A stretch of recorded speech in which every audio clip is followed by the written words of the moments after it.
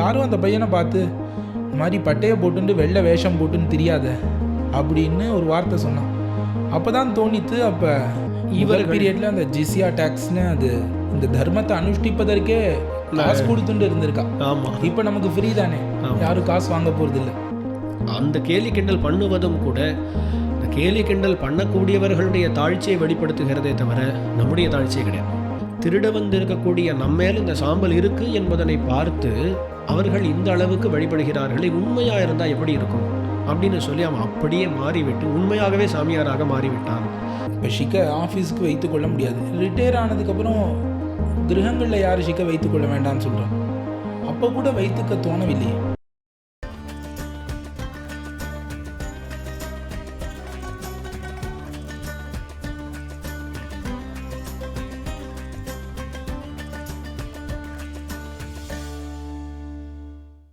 ஸ்ரீமதே ராமானுஜாய நமஹா. உங்கள் அனைவரையும் இந்த பாட்காஸ்டிலே வரவேற்கிறேன். இந்த பாட்காஸ்டின் தலைப்பு வெளிவேஷம் போட வேண்டுமா வேண்டாமாங்கிறது. அதாவது நம்முடைய வெளி அடையாளங்கள், ஒரு சனாதன தர்மத்தை சேர்ந்தவரோ இல்லை ஸ்ரீ வைஷ்ணவ மதத்தை சேர்ந்தவரோ வெளியிலே அவர்கள் உடம்பிலே தரிக்க வேண்டிய சின்னங்கள் என்ன, போட்டுக்கொள்ள வேண்டிய ஆடைகள் என்ன, தரிக்க வேண்டிய மாலைகள் என்ன, இந்த மாதிரியான வெளி அங்க அடையாளங்கள், பாஹ்ய லட்சணங்கள்னு சொல்லக்கூடிய அடையாளங்கள்லாம் நமக்கு வேண்டுமா வேண்டாமா என்பதனை பற்றி இந்த பாட்காஸ்ட்டில் விரிவாக நாம் பேசலாம். நம்மோடு இந்த பாட்காஸ்ட்டில் இணைந்திருக்கிறார் பரவஸ்து வரதராஜன் சுவாமி. அவரையும் அடியேன் அழைக்கிறேன். அடியேன் சுவாமி, அடியேன் ராமானுஜதாசன். அதாவது இந்த தலைப்பை கொஞ்சம் எடுத்துக்கொண்டு பார்ப்போம். இந்த தலைப்பிலே வெளிவேஷம் போட வேண்டுமான்னு இருக்குது. உலகத்தில் வெளிவேஷங்கிற அந்த வார்த்தையை நாம் எங்கே உபயோகப்படுத்துகிறோம்னு பார்த்தா, வெளியில் மட்டும் போடக்கூடிய வேஷம் அது வெளிவேஷம்னு சொல்லப்படுகிறது இல்லை. அதாவது உள்ள ஏமாற்றிக்கொண்டோ இல்லை உள்ள எந்த ஒரு தீய குணங்கள் வைத்துக்கொண்டோ வெளியே நல்லவன் மாதிரி வேஷம் போட்டால் அது வெளிவேஷம்னு சொல்கிறோம்.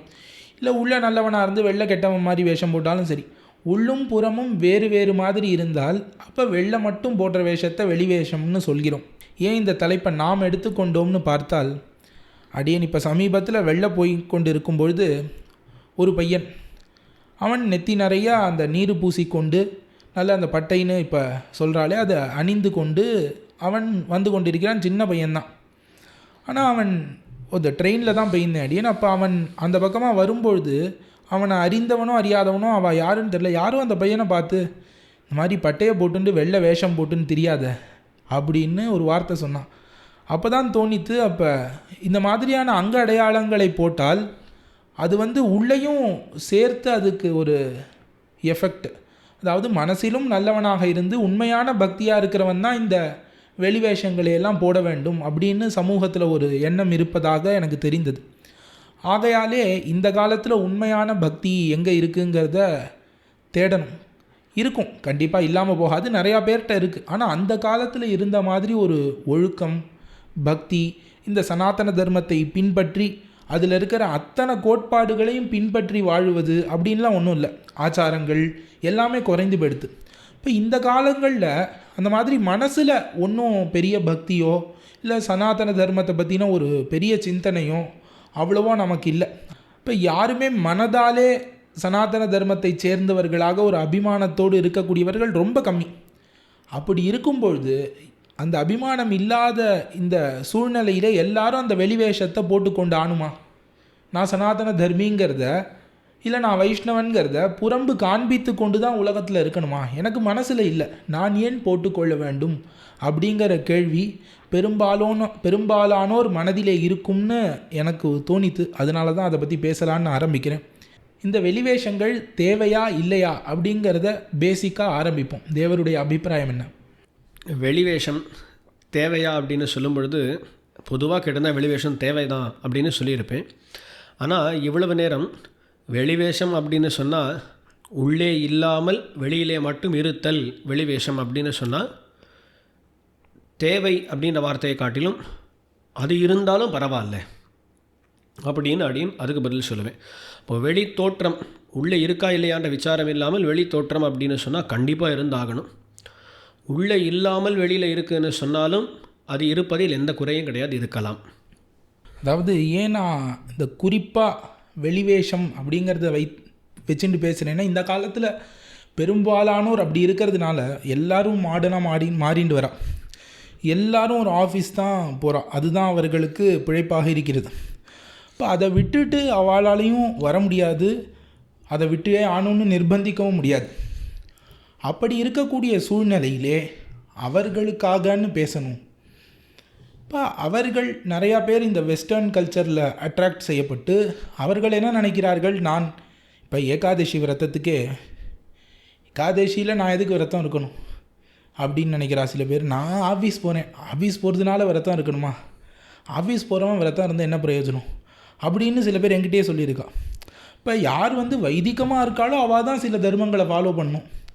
இந்த வைதிகமாக இல்லாமல் ஆஃபீஸ் போகிறா எப்படி வேணால் இருக்கலாம் அப்படிங்கிற மாதிரியான எண்ணங்களும் உலகத்தில் நான் பார்த்துருக்கேன்.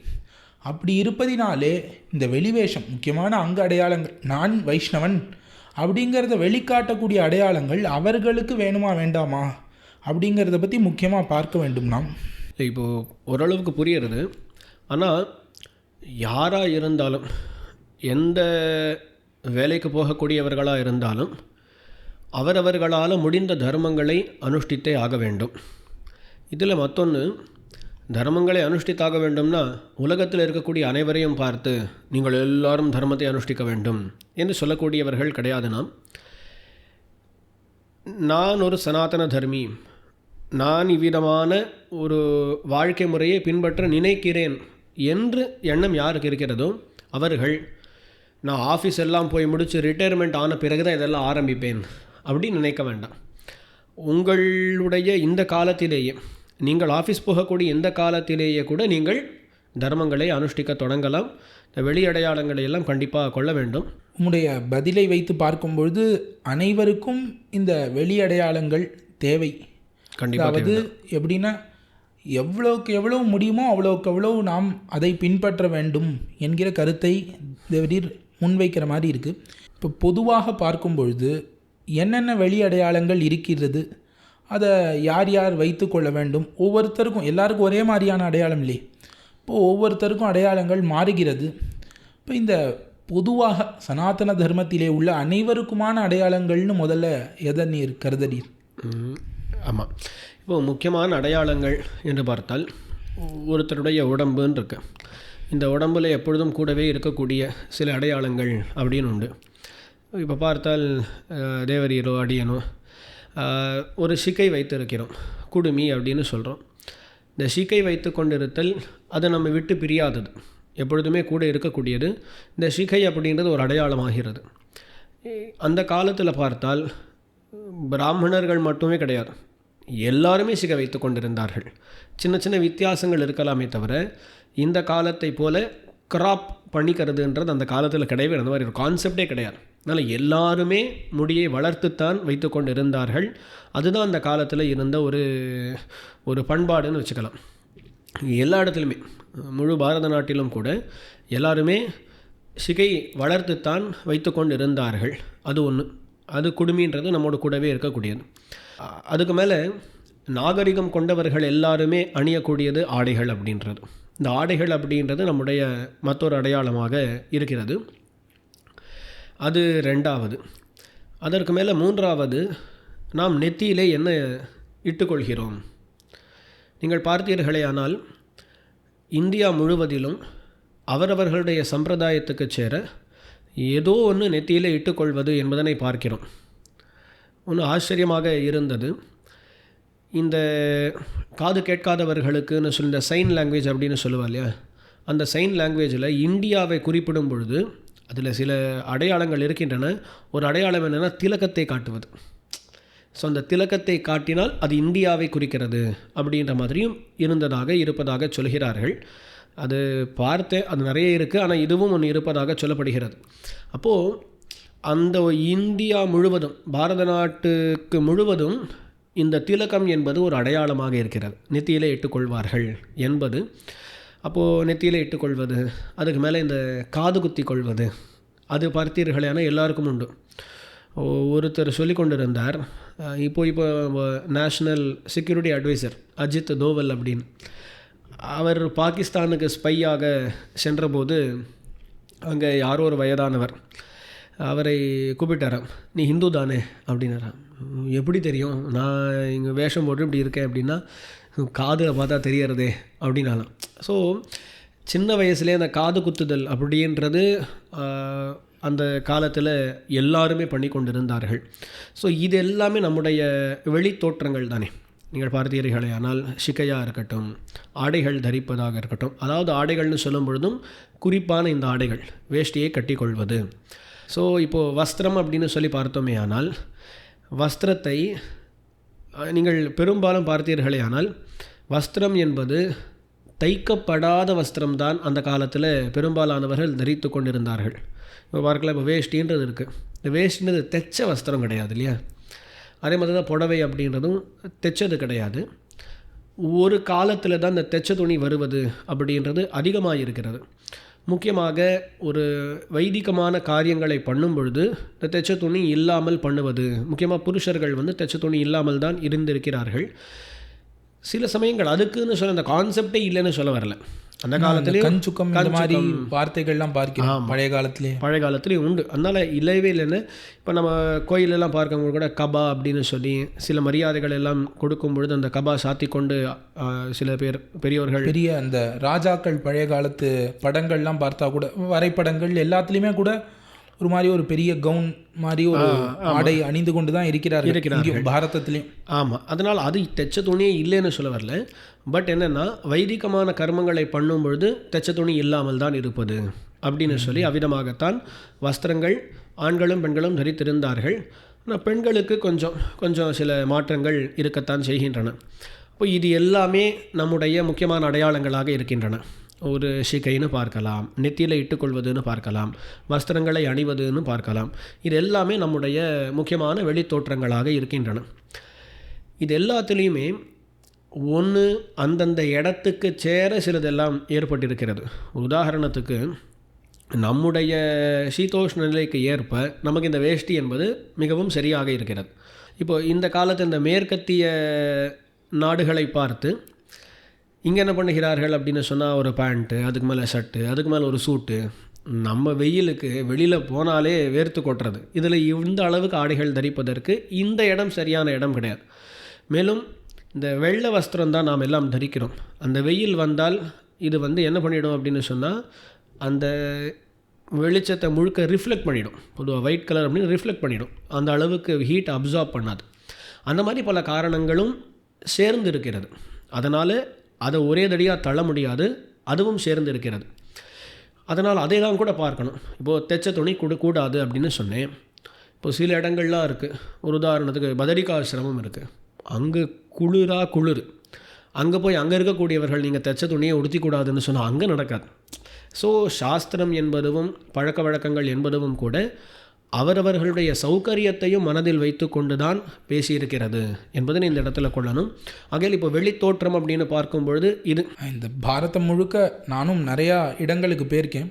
அந்தந்த இடங்களில் பார்த்தா இந்த புடவை, வேஷ்டி, திலக்கம் இந்த 3 பிரதானமாக வைத்து கொண்டால் ஷிகையும் சேர்த்து வைத்து கொள்ளலாம்.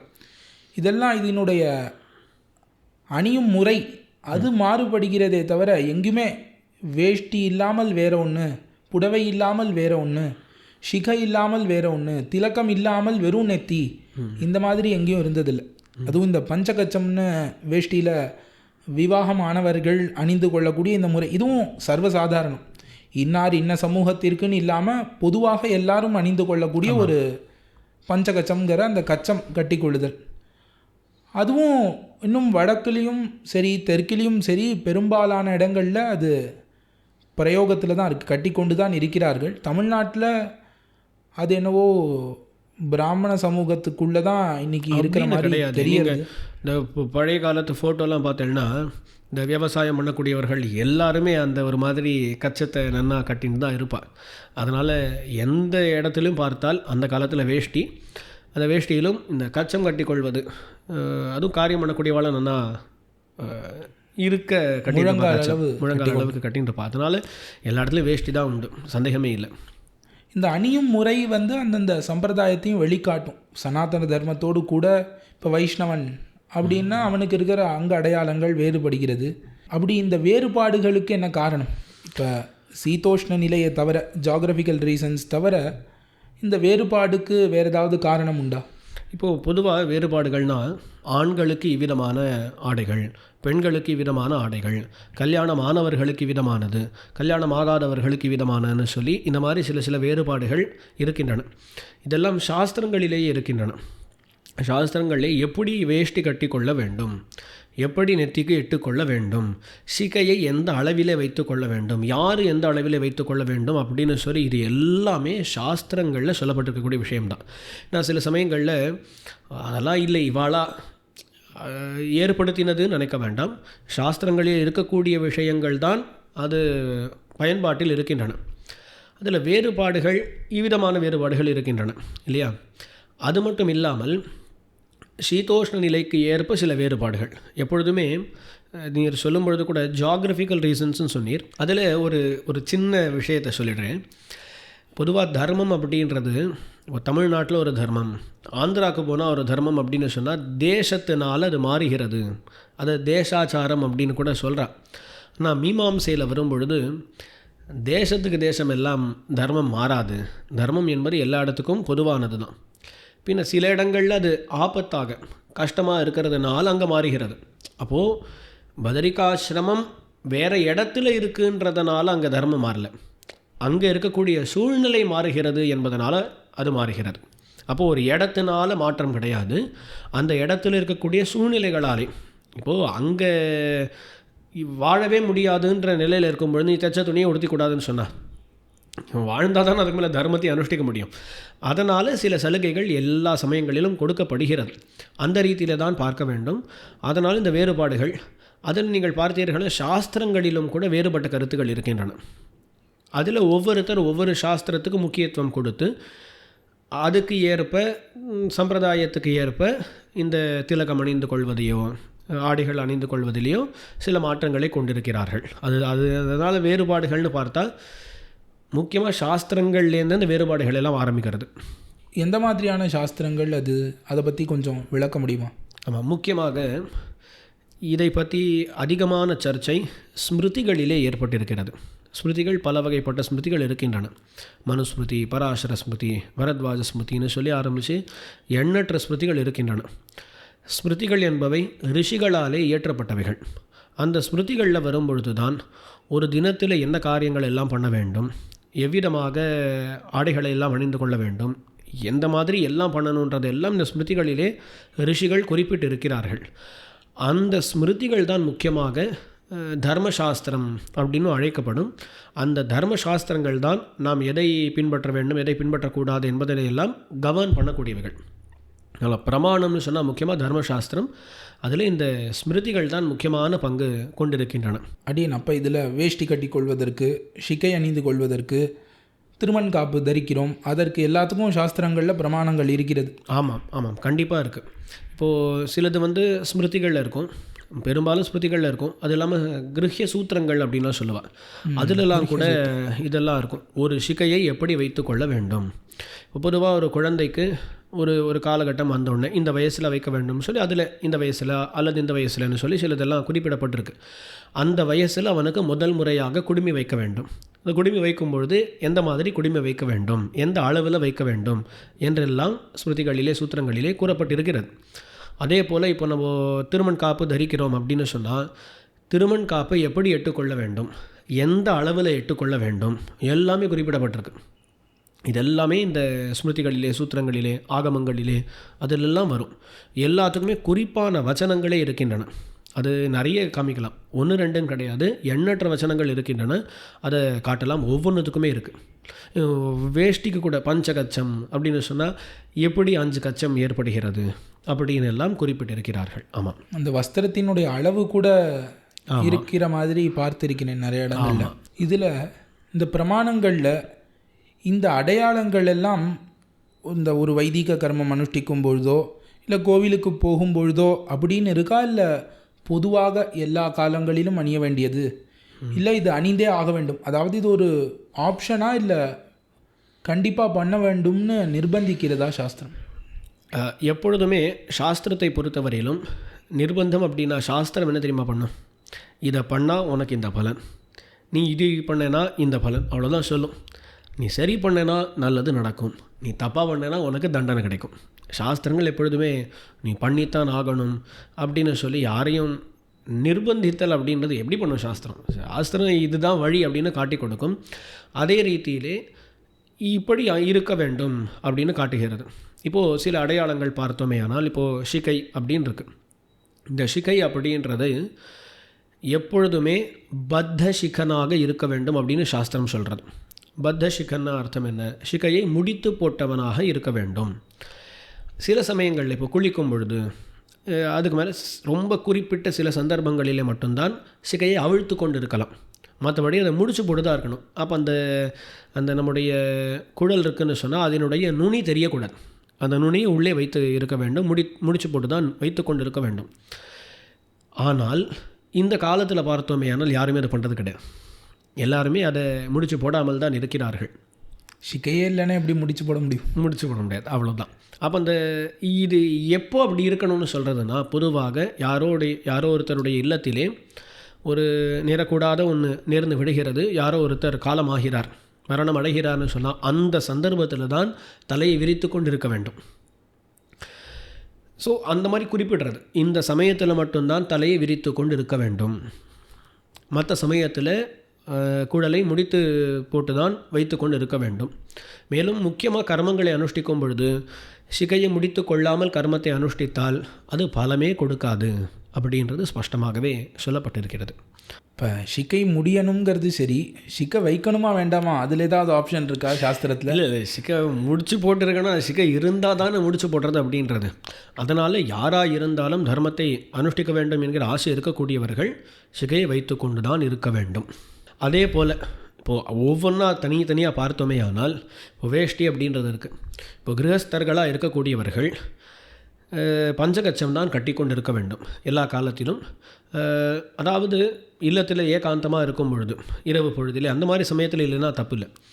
ஆனால் பகலில் எப்படி இருக்க வேண்டும்னு கேட்டால் கச்சத்தோடு தான் இருக்க வேண்டும். மேலும் யாராவது பார்க்கிறார்கள், மூன்றாவது மனுஷர்கள், அவர்கள் பார்க்கும் பொழுதெல்லாம் கண்டிப்பாக நாம் கச்சத்தோடு தான் இருக்க வேண்டும். ஒரு உதாரணத்துக்கு சொல்கிறேன். இப்போ ஒரு கிரகஸ்தர் இருக்கார், அவர் கச்சம் கட்டி கொண்டு தான் இருக்க வேண்டும். அவர் ஆனால் கச்சம் கட்டி கொண்டு இல்லை, அவரை அடியன் பார்க்குறேன் அப்படின்னு சொன்னால் அடியன் போய் தீர்த்தமாட வேண்டும், அதாவது ஸ்நானம் பண்ண வேண்டும் அப்படின்னு சாஸ்திரம் சொல்கிறது. ஸோ அந்த மாதிரி ஒரு கஷ்டம் மற்றவர்களுக்கு கொடுக்காதபடி நாம் எப்பொழுதுமே கச்சத்தோடு தான் இருக்க வேண்டும் அப்படின்னு சொல்லப்படுகிறது. சொல்லிட்டே போகலாம். இந்த மாதிரி எல்லாமே ரெண்டுத்தை பற்றி பேசினோம். ஷிகை, கச்சம் ரெண்டுமே இந்த காலத்தில் ஒரு 5% சமூகத்திலே ஒரு 5% மக்களாலே பின்பற்றப்படக்கூடியதை தவிர மீதி யாருமே அதை அவ்வளவு பின்பற்ற மாதிரி 5% இல்லை, ஒரு கம்மியான அளவுங்கிறதுனால அடியேன் 5ன்னு சொன்னேன், அது 1ன்னு கூட இருக்கலாம், ஒன்று கம்மியாக. அதை பற்றி அந்த அளவை பற்றி சரியான ஒரு தாத்பரியம் இல்லை. ஆனால் ரொம்ப கம்மியான அளவிலே இந்த கச்சத்தையோ ஷிகையையோ பின்பற்றக்கூடியவர்கள் இருக்கிறார்கள். இந்த காலத்துக்கு ஏற்ற மாதிரியும் நம்ம சொல்யூஷன்ஸ் கொடுக்க வேண்டியதாக இருக்குது. நான் இன்றைக்கி ஆஃபீஸ் போகிறச்சே கச்சம் கட்டின்னு போனால் அது எவ்வளோ சரியாக இருக்கும்னு தெரியல. இல்லை ஒரு காலேஜ் போகிறோம், எல்லா இடத்துலையும் கட்டிக்கொள்ள முடியவில்லை, அந்த மாதிரியான சூழ்நிலை ஏற்பட்டு விட்டது. கிரகங்களிலே இருக்கிறோம், காலம்பரை எழுந்ததுலேருந்து அனுஷ்டானம் பண்ணி திருவாராதனம் பண்ணி மத்தியானம் சாப்பிட்டுட்டு அதுக்கப்புறம் இங்கேயே வேதாத்தியனம் பண்ணி கொண்டு இருக்கிறோம்னா யாரும் நம்மளை கேட்க போகிறதில்ல. ஆனால் இது பிறர்களாலே தடுக்கப்படுகிறது, பல இடங்களிலும் ஆஃபீஸில் தடுக்கப்படுகிறது. இப்படி தான் வரணும் அப்படின்னு ரூல் இருக்குது. அது போகாத, ஆஃபீஸ் போகாதன்னு சொல்லவும் சக்தி இல்லை இந்த காலத்தில் யாருக்கும். ஆகையாலே அந்த மாதிரி இருக்கிறவர்களுக்கு தேவர் ஏதாவது சொல்ல விரும்புகிறதா இந்த இடத்துல? இப்போ பாருங்க, நீங்கள் அந்த காலத்தில் சில வக்கீல்கள் அவளுடைய ஃபோட்டோஸ்லாம் இருக்கும். அவள் அழகாக கச்சம் கட்டிண்டு மேலே ஒரு சொக்கா மாதிரி போட்டுண்டு தலப்பா வர கட்டிண்டு அவள் வக்கீல் உத்தியோகத்துக்கு போயிட்டு இருந்தான்னு பார்க்குறோம். அதே மாதிரி மற்ற உத்தியோகங்களுக்கும் அவ்விதமாக சென்று கொண்டிருந்தவர்கள் பல பேர் உண்டு. இந்த காலத்தில் ஏதோ இவ்விதமான ஆடைகள் தரித்து கொண்டிருந்தால், ஒரு திருமண் காப்பு இட்டுக்கொண்டால் அது என்னமோ கேலிக்குரிய விஷயமாக மாறியிருக்கிறபடியால் பலரும் அதை செய்வதற்கு சங்கோச்சப்படுகிறார்கள்.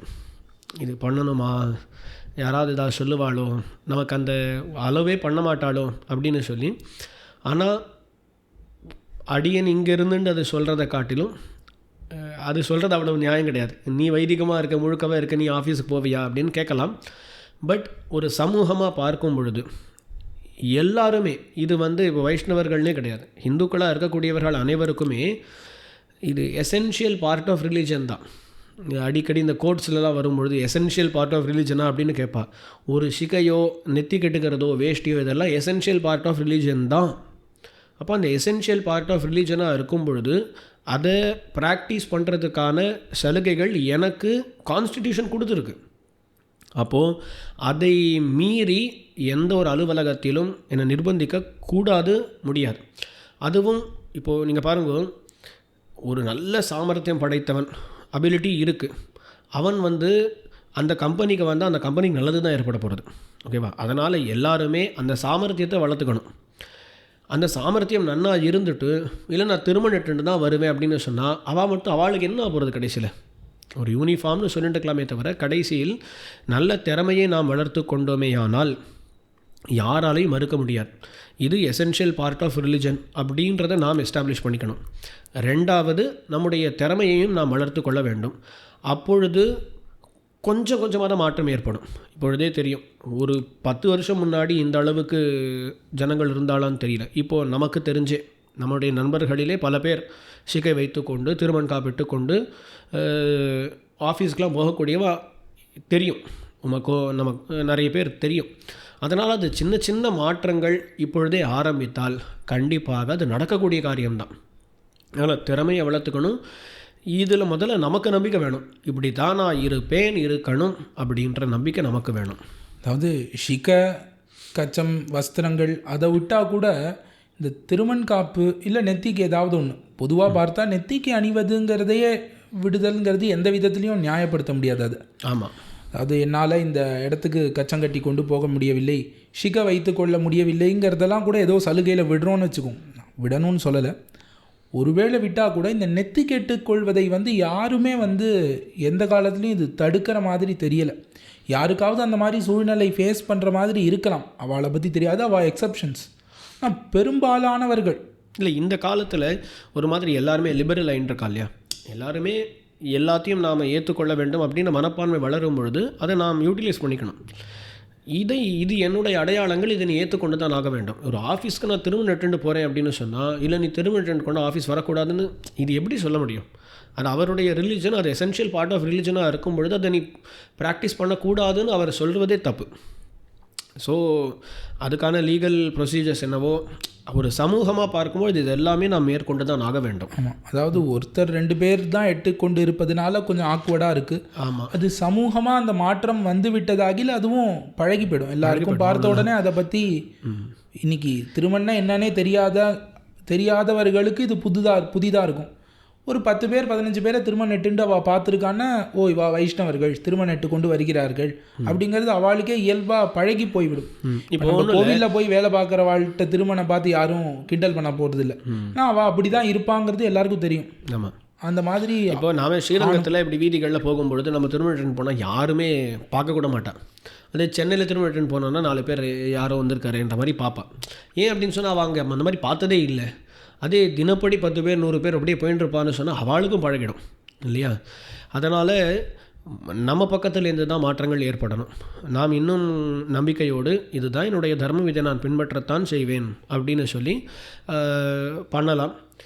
பாருங்க, யாரோ சில பேருக்கு நிர்பந்தங்கள் இருக்கும், முடியவே முடியாதவா, ரொம்ப கஷ்டப்படுறவாளாக இருக்கும், திறமையும் இல்லாமல் இருக்கும், ஏதோ ஒரு விதமாக சம்பாதிச்சா போதுன்ற நிலைமையில் பண்ணக்கூடியவர்கள் அதை பகவான் பார்த்துப்பான் அவளுடைய நிலைமையை புரிந்து கொண்டு. ஆனால் பல இடங்களில் அவள் என்னமோ சொல்லிடுவாளோ அப்படின்ற அந்த அனுமானத்திலேயே காலத்தை ஓட்டிடுறான். நிறைய பேர் இந்த மாதிரி நல்ல உபதேசங்கள் பண்ணும்போது என்ன கேட்குறான்னா, ஒரு இமேஜினரியாக ஒரு சிச்சுவேஷன் அவளே உண்டாக்கி கேள்வி கேட்குறான். இந்த மாதிரி ஒரு வேளை ஆயிடுத்துன்னா அப்போ என்ன பண்ணுவான்? அவன் ஆஃபீஸில் நீ எட்டுண்டானா அவனை வேலையை விட்டு தூக்கிடுவேன்னு சொல்லிட்டா அப்போ என்ன பண்ணுவான்?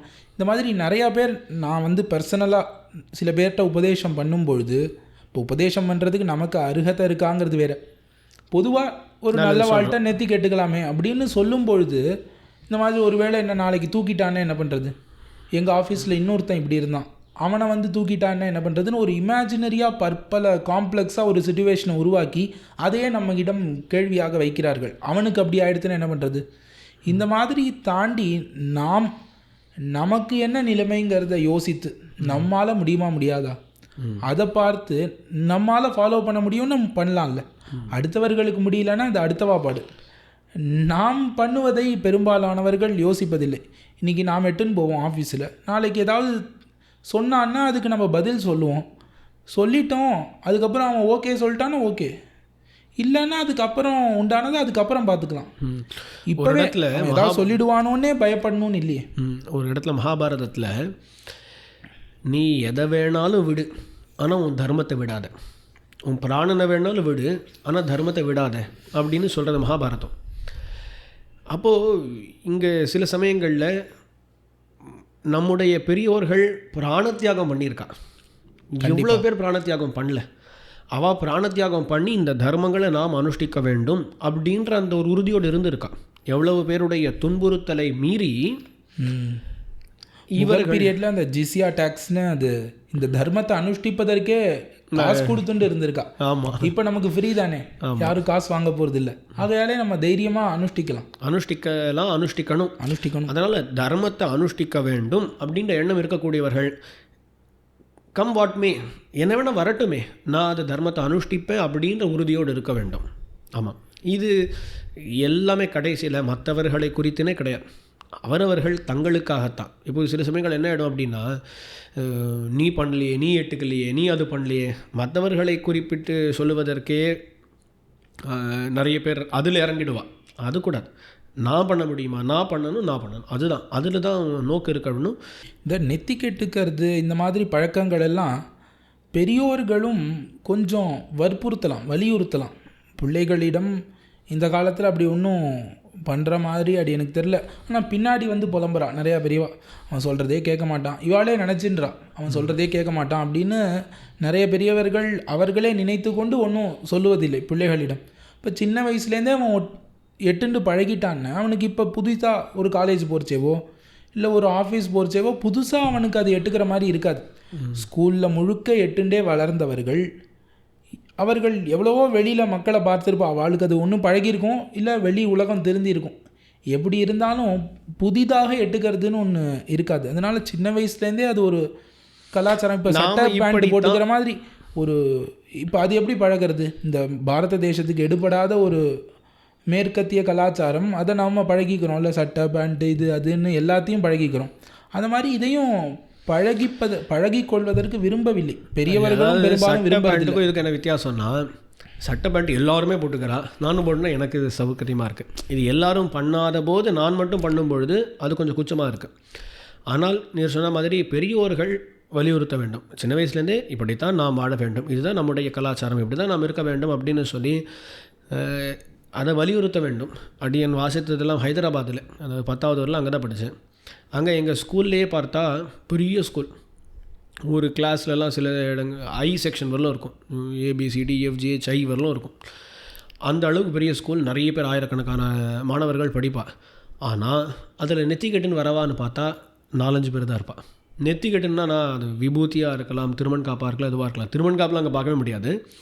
நெத்திக்கட்டுக்கிறவாள் ரொம்ப கம்மியாக தான் இருப்பாள். அதில் அடினுடைய தகப்பனார் வந்து தினப்படி நல்லா திருமண் காப்பை எட்டு விட்டு தான் அனுப்புவார். அதில் என்ன ஆகிடும் அப்படின்னு சொன்னால், பார்த்து சில சமயங்களில் சில பேர் கேலி பண்ணலாமே தவிர நம்ம அதை பெருசாக கண்டுக்கலைன்னு சொன்னால் அவளே விட்டுடுவா, அவளுக்கே பழகிடும். ஏதாவது ஒரு காரணத்தினால திருமண் காப்பு எட்டுக்கலைன்னா அப்போ கேட்பாள், ஏன் இன்றைக்கி திருமண் காப்பை எட்டுக்கலையே அப்படின்னு சொல்லி கேட்குற அளவுக்கு அவளே மாறிடுவான். அப்போ அந்த சின்ன வயசுலேருந்தே அதை எட்டுன்னு பழகிட்டோமே, ஆனால் அதுக்கு மேலே ஒரு லெவல் அந்த கேலி கிண்டல்ன்றது நின்றுட்டு போயிடும். இன்னொன்று வந்து நமக்கும் பழகி போயிடும். அந்த கேலி கிண்டல் பண்ணுவதும் கூட அந்த கேலி கிண்டல் பண்ணக்கூடியவர்களுடைய தாழ்ச்சியை வெளிப்படுத்துகிறதே தவிர நம்முடைய தாழ்ச்சியே கிடையாது இல்லையா? எந்த விஷயமா இருந்தாலும் அவ்வளவுதான். அதனால் அதை பற்றி பெருசாக கவலைப்பட வேண்டிய தேவையும் கிடையாது. நாம் முன்னாடி சொன்னது போல் கடைபிடிச்சாக வேண்டும். நம்ம ஏன் பின்பற்ற வேண்டும், அதனால் என்ன பிரயோஜனம்ங்கிறத பார்க்கணும்ல. சாஸ்திரங்களை பார்க்கும் பொழுது ஒரு பிரம்மச்சாரி, அதாவது விவாகமாகாதவன் இந்த காலத்துப்படி, அவன் இந்த உடைகள் அணிய வேண்டும். கல்யாணமானவன் இந்த உடைகள் அணிய வேண்டும். சந்நியாசி எல்லாத்தையும் துறந்தவன் அவன் இந்த மாதிரி உடைகள் அணிய வேண்டும்னு இப்போ அந்தந்த ஆசிரமத்திற்கு சேர அப்போ அவன் வாழ்க்கையிலே பண்ணக்கூடிய அந்த வேலைக்கு சேர உடைகளையும் வெளித்தோற்றங்களையும் மாற்றிக்கொள்ள சொல்கிறது. இப்போ அப்படி தானே இருக்குது. இந்த சம்பிரதாயத்தை நான் வைஷ்ணவன்னா நாம் ஒரு மாதிரி இருக்கும், சைவர்கள்னால் அவர்கள் ஒரு மாதிரி இருக்கிறார்கள். இது ஏன் அது உள்ளேயும் வெள்ளையும் ஏதாவது கனெக்ஷன் இருக்கா? இதுக்கு என்ன பிரயோஜனம்? இப்போது வெளி அடையாளங்கள் அது நீர் சொன்ன மாதிரி முதல்ல இந்த ஆசிரமங்கள், ஒருத்தரை பார்த்தாலே அவர் சன்னியாசின்றது தெரியும், அவரிடத்துல நாம் எப்படி நடந்து கொள்ள வேண்டும் தெரியும். எதுக்குன்னா எல்லா போகங்களையும் அனுபவிக்கக்கூடியவனை நாம் பார்க்கக்கூடிய விதமும் எல்லாவற்றையும் துறந்தவரை பார்க்கக்கூடிய விதமும் வேறுபட்டு இருக்கும், வேறுபட்டு இருக்க வேண்டும் இல்லையா? அதனால் இப்போது ஒரு சன்னியாசி இருக்காருன்னா அவர் எல்லாத்தையும் துறந்தவர், அவரை ஆதரிக்க வேண்டிய தேவை நமக்கு இருக்கிறது. அதே மாதிரி ஒரு பிரம்மச்சாரி இருக்கிறான் அப்படின்னு சொன்னால் எல்லாவற்றையும் விட்டு கல்வியிலே நோக்காக இருக்கக்கூடியவன், அவனை ஆதரிக்க வேண்டிய தேவை நமக்கு இருக்கிறது. இப்போது அதனால் அவர்கள் வந்து கேட்டோ சொல்லியோ தான் நமக்கு தெரியுமே, ஆனால் அது சரி வராது. நிறைய பேர் கூச்சத்திலேயே பண்ணாமல் இருக்கலாம். அதனால் அவர்களை பார்த்தே அவர்கள் எப்படிப்பட்டவர்கள் என்று நிர்ணயிப்பதற்குத்தான் இந்த மாதிரி சில வெளி அடையாளங்கள் இருக்கின்றன. அது ஒரு முக்கியமான விஷயம். ஸோ அதே மாதிரி பெண்களுக்குன்னு பார்த்தால் அவளுக்குன்னு இருக்குது, அவள் திருமாங்கல்யம் தரித்து கொள்ள வேண்டும் அப்படின்னு சொல்லி பார்க்குறோம். பல பேர் எதுக்கு எனக்கு திருமாங்கல்யம், அதெல்லாம் தேவையில்லை, எனக்கு கணவனிடத்தில் பட்டு இருக்குன்றதை இதன் மூலமாகத்தான் காட்ட வேண்டுமா அப்படின்னா அதை பலவிதமாக காட்டலாம். ஆனால் சாஸ்திரம் சொல்லக்கூடிய ரீதியான இது மூலமாக காட்டுவது திருமாங்கல்யம், மெட்டி தரித்தல், மற்றும் உண்டான சில ஆபரணங்களை தரித்தல், அதன் மூலமாக அவனுக்கு உரியவள் நான் அப்படின்றதை காட்டுவதாக இருக்கிறது. அது ரெண்டு பக்கமும் தான். இப்போது கல்யாணம் ஆச்சு அப்படின்னு சொன்னால் இவர் ஒரு விதமான வஸ்திரம் தரிக்கிறார், 2 பூணல் போட்டுக்கிறது சில பேருக்கு உண்டு. அந்த மாதிரிலாம் அவளுக்கு அடையாளங்கள் இருக்கின்றன. அதையெல்லாம் காட்டக்கூடியதாகத்தான் இந்த வெளித்தோற்றங்கள் எல்லாமே இருக்கின்றன. பெண்களுக்கு திருமாங்கல்யமாக இருக்கலாம், அவர்கள் அணியக்கூடிய அந்த புடவை அணியக்கூடிய விதமாக இருக்கலாம். எல்லாத்துக்கும் கண்ணால் பார்க்கக்கூடிய பிரயோஜனங்கள் தான் இருக்க வேண்டும்னு அவசியம் இல்லை. சாஸ்திரங்களை நம்பக்கூடியவர்கள், இந்த சனாதன தர்மத்திலே நான் இருக்கிறேன்னு சொல்லக்கூடியவர்கள், சாஸ்திரங்களிலே இதனால் உங்களுக்கு ஒரு மங்களம், மாங்கல்யம்ங்கிற ஒரு பிரயோஜனத்தை சொல்லியிருக்கு சாஸ்திரம். மங்கள சூத்திரம்னே அதற்கு பேர் இல்லை. இப்போ அந்த மாங்கல்யம் கண்ணுக்கு தெரிய வேண்டாம், ஆனால் சாஸ்திரம் நீங்கள் மங்கள ஸ்திரீகள் அப்படின்னு சொல்லி எல்லா ஒரு நல்ல விஷயங்களுக்கும் அவர்களை முன்னே நிறுத்தி பண்ணுற அளவுக்கு ஒரு மாங்கல்யம் அவர்களுக்கு கிடைக்கிறது. ஒரு உயர்த்தி தானே அது. மாங்கல்யம்ங்கிறது ஒரு கொண்டாடக்கூடிய ஒரு தன்மை, நன்மை. அது கிடைக்கும் பொழுது அதையே விடணும். அப்போ அந்த சாஸ்திரத்திலே நம்பிக்கை இல்லைங்கிற மாதிரி தான் தோணுகிறது. இப்போ சனாதன இந்து தர்மத்தை நான் நம்பலை, எனக்கு எது பிடிச்சிருக்கோ நான் அதை எடுத்துக்கிறேன். சயின்டிஃபிக்காக அதுக்கு எக்ஸ்ப்ளனேஷன் கொடுத்தா நான் எடுத்துப்பேன். அதுக்கு சயின்ஸே நம்பிடலாமே. சனாதன தர்மத்தை நான் தர்மத்தில் இருக்கேங்கிற அதை சொல்லவே வேண்டாமே. ஆஃப்டர் ஆல் ஒரு ஃபெய்த்து தானே ரிலீஜியனுங்கிறது. அதுவே இல்லாத மாதிரி தான் இந்த காலத்தில் இந்த திருமாங்கல்யம்ங்கிறது மட்டும் இல்லை, பெரும்பாலும் எல்லா அடையாளங்களுக்குமே நான் சொல்கிறேன், வெளி அடையாளங்கள் எல்லாவற்றுக்குமே அது சிலதை நான் எடுத்துப்பேன். எனக்கு பிடிச்சது, எனக்கு சௌகரியமாக இருந்ததா நான் எடுத்துக்கிறேன், எனக்கு சௌகரியமாக இல்லையா நான் விடுறேன். அந்த மாதிரி தான் இருக்குது. கரெக்ட். அதில் இப்போ ஸோ இது எல்லாமே ஒவ்வொருத்தருடைய நிலைக்கு ஏற்ப மாறுகிறது. அதே மாதிரி சம்பிரதாயத்துக்கு ஏற்ப சில மாற்றங்களும் இருக்கும். வஸ்திரங்கள் அணியக்கூடிய விதத்திலேருந்து, முக்கியமாக நெத்தி கெட்டுக்கூடிய விதத்திலேருந்து அதெல்லாம் மாறுகிறது. இப்போ நம்முடைய ஸ்ரீ வைஷ்ணவ சம்பிரதாயத்தை பொறுத்தவரையிலும் நமக்கு ரொம்ப முக்கியமாக இருக்கக்கூடியவைகள் என்று பார்த்தால் திருமண் இட்டுக்கொள்ளுதல், எம்பெருமானுடைய சங்கம் சக்கரம், அந்த சக்கரம் சங்கம் அந்த ரீதியில் அவற்றை தோள்களிலே தரித்தல், அதற்கு மேலே இப்போ அடியும் தரிச்சுருக்கேன், துளசி மாலை, கமலாட்ச மாலை அப்படின்னு நான் சொல்லுவேன். இந்த மாதிரி மாலைகள் தரித்தல் இதெல்லாம் வைஷ்ணவர்களுக்குன்னு இருக்கக்கூடிய அடையாளங்கள். இப்போது அடியன் வெளியில் வந்தேன்னாலே அடியனுடைய திருமண் காப்பை பார்த்து இவர் பெருமாளை சேர்ந்தவர், பெருமாளுக்கு அடியவர், இவர் திருமால் அடியார் அப்படின்னு சொல்லி புரிந்து கொள்ளலாம். அதைத்தான் காட்டுகிற இந்த ஊர்துவபுண்டம் அப்படின்றது. இது எம்பெருமானுடைய திருவடிகள், நடுவில் லக்ஷ்மி தேவி பிராட்டி. அப்போது இந்த திருமணை அணிவதன் மூலமாக உலகத்துக்கு நான் காட்டுவது யாது என்றால் இதுதான் என்னுடைய அடையாளம், நான் ஒரு வைஷ்ணவன் அப்படின்றது உலகத்துக்கு காட்டுகிறேன். ரொம்ப உண்மை. இப்போ நாம் அடியன் நீ சொன்னோன்னே சட்டுன்னு ஞாபகம் வருது. உலகத்தில் நாம் பார்க்குறோம், அவரவர்கள் கார்லேயோ இல்லை அவரவர்கள் பேக்கெட்லேயோ அவரவர்கள் தலைவரின் உருவப்படத்தை, அவர்கள் ஒரு நடிகர்களாக இருக்கலாம் இல்லை அரசியல் தலைவர்களாக இருக்கலாம், அவர்கள் உருவப்படத்தை வைத்து கொண்டு உலகத்தில் எவ்வளவோ பேர் சுற்றுறா.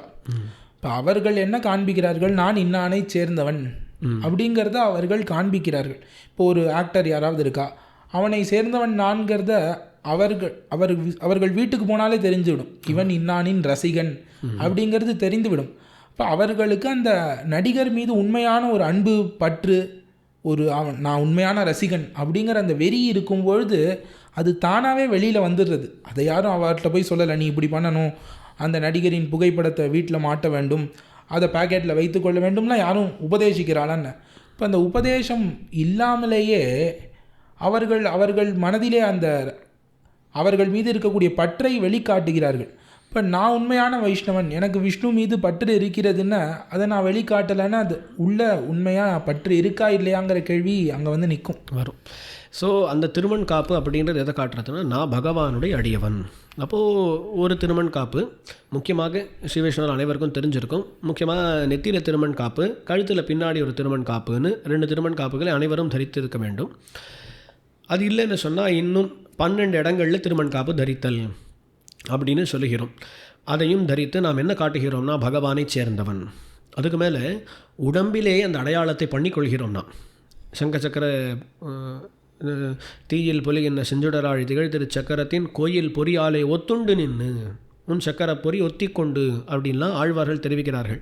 அதனால் நம்ம உடம்பிலேயே ஒரு பெர்மனெண்ட் மார்க் பண்ணிடுறோம். அதனால் ஒருவேளை இந்த திருமண் காப்பு அழிஞ்சாலும், அதுக்கு மேலே உயிரே போனாலும் கூட இந்த உடம்பை பார்த்தால் இவன் ஒரு வைஷ்ணவன், பகவானை சேர்ந்தவன் அப்படின்றது தெரிஞ்சிடும். அந்த அடையாளத்தை நாம் கர்வத்தோடு வெளியில் காட்டுவதற்கு தயாராக இருக்க வேண்டும். அந்த அடையாளம் தான் நம்முடைய அடையாளம். நீ யார் அப்படின்னு கேட்டால் நாம் என்ன சொல்கிறோம், அடியன் ராமானுஜ தாசன் அப்படின்னு சொல்கிறோம். அதனால் ராமானுஜரோட அடியவன் நான் அப்படின்றதை இதன் மூலமாக உலகத்துக்கு காட்டுகிறோம். ஹீரோஸ் அவளுடைய ரசிகர்கள் பண்ணுறதை சொன்ன மாதிரி நாம் என்ன பண்ணுகிறோம்னா, நம்முடைய உடம்புக்கு மட்டும் கிடையாது, நாம் ஓட்டக்கூடிய வாகனங்களுக்கு அதில் திருமண் போட்டுக்கிறோம். இல்லை நம்ம இல்லத்துக்கே அழகாக திருமண் காப்பு வைக்கிறோம். இப்போ ஏன் இதெல்லாம் அப்படின்னு சொன்னால், ஒன்று நம்முடைய உடம்புக்கும் சரி நம்முடைய உடைமைக்கும் சரி அந்த எம்பெருமானுடைய அடையாளங்களை எல்லாம் பொறிக்க வேண்டும் என்று சாஸ்திரம் சொல்கிறது. அது ஒரு பக்கம். மொத்தம் இதெல்லாம் பார்த்தோமே ஆனால், நாம் எங்கேருந்தோ வருகிறோம், ஒரு இடத்துல பார்க்கும் பொழுது ஒரு வைஷ்ணவர்களாக இருக்கக்கூடியவர்கள் ஒரு இடத்துல பார்க்கிறார்கள், இல்லத்தில் பெருசாக திருமண் காப்பு இருக்குன்னா, ஆகா இந்த இடத்துக்கு போனால் நம்மை ஆதரிப்பார்கள், அது தெரியும் இல்லையா? ஏன்னா வைஷ்ணவர்களை கண்டிப்பாக ஆதரிப்பார்கள் அப்படின்ற எண்ணம் இருக்கும். அதனால் கண்டிப்பாக அதுக்குள்ளே போகிறதுக்கு ஒரு உதவி ஏற்படும். அப்போ நான் அடியனோட இல்லத்துக்கு முன்னாடி திருமண் காப்பு வைக்கிறேன் அப்படின்னு சொன்னால், யாரோ ஒருத்தர் எங்கேருந்தோ வரக்கூடியவருக்கு நான் ஆதரவு காமிப்பேன் என்பதனை காட்டுகிறேன். அப்போ நாங்கள் இருக்கணும், வெளியில் நான் இருக்கணுன்ற தேவை கிடையாது, அந்த இல்லமே காட்டி கொடுக்கும், இங்கே நீங்கள் வரலாம், you are always welcome here அப்படின்றது. அதனால் முக்கியமாக இது வைஷ்ணவர்களை சேர்ந்தது, எம்பெருமானை சேர்ந்ததுன்னு அச்சேதனங்களும் காட்டுகின்றன சில சமயங்களில். இப்போ கல்யாண பத்திரிகைகளெல்லாம் பார்த்தா அவர்கள் குலதெய்வத்தின் பெயர்கள், அவர்கள் இந்த ஊரை சேர்ந்தவர்கள், இன்ன வம்சம் எல்லாத்தையும் பெருமையாக போட்டு கொள்பவர்கள் வெளி உலகத்திற்கு பொதுவாக அதை காண்பித்து கொள்ள விரும்பவில்லை. அதே பெருமை தானே. நான் இப்போ ஸ்ரீரங்கத்தை சேர்ந்தவன் அப்படின்னு காண்பிக்கிறது பெருமை தானே. எம்பெருமானை சேர்ந்தவன் காண்பிக்கிறதுல என்ன ஒரு தயக்கம் அப்படிங்கிறது அவரவர்கள் மனதிலே யோசிக்க வேண்டும். பெரியவர்களும் நிர்பந்திக்க வேண்டும்ங்கிறது தான். நிர்பந்தம்ங்கிறது என்ன, புரியறபடி எடுத்து சொல்லலாம். சின்ன வயசுலேருந்து நாம் எட்டுக்கொண்டோன்னா முதல்ல நம்மளை பார்த்து அவர்களும் எட்டுக்கொள்வார்கள். நாமும் திருந்தி அதையும் வலியுறுத்த வேண்டும். இப்போ இதை பற்றி கொஞ்சம் விரிவாகவே பேசினோம். இந்த அங்க அடையாளங்கள் மனதிலே ஒரு பக்தியோ அந்த சம்பிரதாயத்தின் மீது பற்று இல்லாதவர்களுக்கு ஏதாவது ஒரு உபயோகமாக இருக்குமா இந்த அங்கடையாளங்கள்? ஆமாம், கண்டிப்பாக இருக்கும். சாஸ்திரங்களில் பார்த்தாலே இந்த மாதிரி செயல்களை பண்ணுவது, திருமண் காப்பு இட்டுக்கொள்வது, சங்கச்சக்கர பொறி ஒத்திக்கொள்வது, இது எல்லாமே ஒரு நன்மையை ஏற்படுத்தும் என்று சொல்லுகின்றன. பொதுவாக உலகத்திலே பார்க்குறோம் இல்லையா, நம்ம வெளியில் போகிறோம், வெளியில் சாதாரண எல்லாரை போலும் போகிறோம் அப்படின்னு சொன்னால் எல்லாரோடும் ஒன்றி இருப்போம், ஒன்றும் தெரியாது, தப்பு பண்ணாலும் பெருசாக யாரும் கண்டுக்க மாட்டான். ஆனால் நாம் ஒரு திருமண் காப்பு இட்டுக்கொள்கிறோம், ஒரு வேஷ்டி அணிந்து கொண்டு இருக்கிறோம்னா ஒரு தப்பு பண்ண மனசு கூசுமா இல்லையா? கண்டிப்பாக. அதனால் ஒரு விதமாக அந்த வெளியில் இருக்கக்கூடிய அடையாளங்களே நம்முடைய மனதளவில் ஒரு சின்ன மாற்றத்தை ஏற்படுத்த தான் செய்கிறது.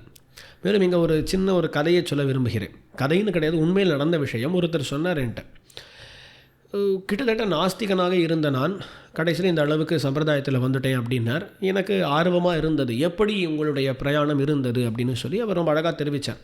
அவர் ஒரு திவ்ய தேசத்தில் இருக்கக்கூடிய ஒரு பெண்ணை கல்யாணம் பண்ணி கொண்டார். அதனால் என்னாச்சு அப்படின்னா, அடிக்கடி திவ்ய தேசத்துக்கு போக வேண்டிய ஒரு தேவை.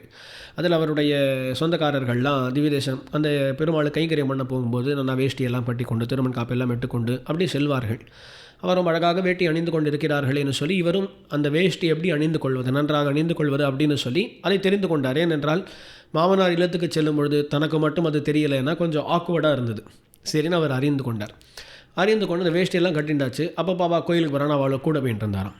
கூட போயிட்டு இருக்கும் பொழுது அப்போ தோணித்து, வேஷ்டி கட்டின்ட்டோம், திருமண் காப்பு எட்டுன்ட்டோம், ஆனால் அங்கே அவர்கள் போய் ரொம்ப அழகாக திவ்ய பிரபந்தங்கள் எல்லாம் சேவிக்கிறார்கள், நமக்கு ஒன்றுமே தெரியலையே அப்படின்னு தோன்றுற.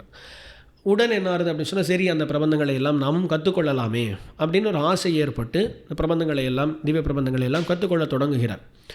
அது கற்றுக்கொள்ள பாசுரங்கள்லாம் இருக்குது, இதனுடைய அர்த்தம் என்னமா இருக்கும், நம்முடைய ஆழ்வார்கள் ஆச்சாரியர்கள் என்ன தான் சொல்லியிருக்கிறார்கள், அதை தெரிந்து கொள்வோமே அப்படின்னு சொல்லி அதில் ஆர்வம் பிறந்து இன்னுமே சம்பிரதாயத்தில் ரொம்ப ஆழமாக இறங்கிவிட்டார். அப்போ இது எங்கே ஆரம்பித்தது அப்படின்னு கேட்டால், நீ எடுத்த உடனே மனசை திருத்தி கொள்ள வேண்டும், அதை பண்ணிக்கொள்ள வேண்டும்னு நடக்காது. சட்டு நமக்கு தெரிவது, மாற்றிக்கொள்வதற்கு சுலபமாக இருப்பது என்னன்னு கேட்டால் வெளி வேஷம்தான். ஆனால் அந்த வெளி வேஷம் மாற்றி கொண்டால் அது மெதுவாக கடைசியில் எங்கே கொண்டு போய் சேர்க்கும்னா, ஆழ்வார்கள் ஆச்சாரியர்கள் அவருடைய ஒரு அனுபவம் அதில் கொண்டு போய் சேர்த்து கடைசியில் மனதளவிலே தூய்மைப்படுத்தத்தான் செய்யும் அது. அதனால் அப்படி பார்த்தாலும் வெளி அடையாளங்கள் தேவையானா, முன்னாடி சொன்னேன், உள்ள ஒன்றும் இல்லை, வெளி அடையாளங்கள் தேவையானா அப்பவும் தேவைதான்.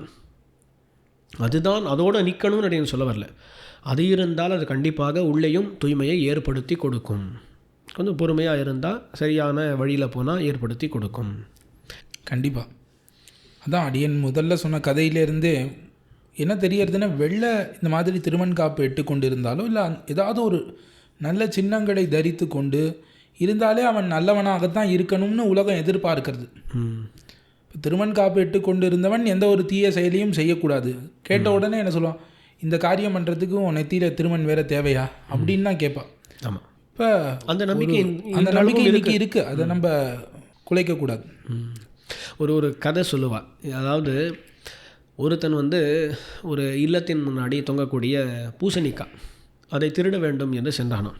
அந்த பூசணிக்காய் மேலே சாம்பலாக இருக்கும் இல்லையா, பூசணிக்காய் திருடணும்னு போகிறான். இவன் திருடணும்னு போனவன் ஏதோ திருடலான்னு சொல்லி அதை எடுத்துட்டு இருக்க சமயத்தில் அங்கே ஏதோ சத்தம் கேட்டு எல்லோரும் வந்துட்டான். இவன் என்ன ஆச்சு, அந்த திருடுற நேரத்தில் அந்த சாம்பலெல்லாம் இவன் உடம்பு பூரா பட்டுடுது.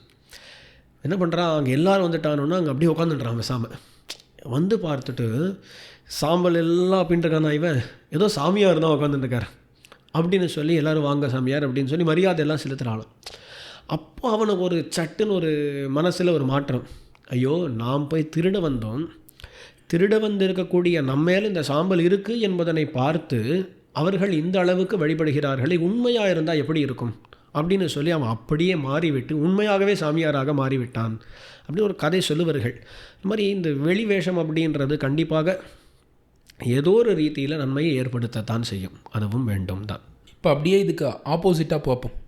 ஒருத்தருக்கு உள்ள நிஜமாவிலே பக்தி இருக்குது, ஆனால் வெளியில் வேஷங்கள் இல்லை. அப்போ அதை எந்த மாதிரியாக பார்க்க முடிகிறது?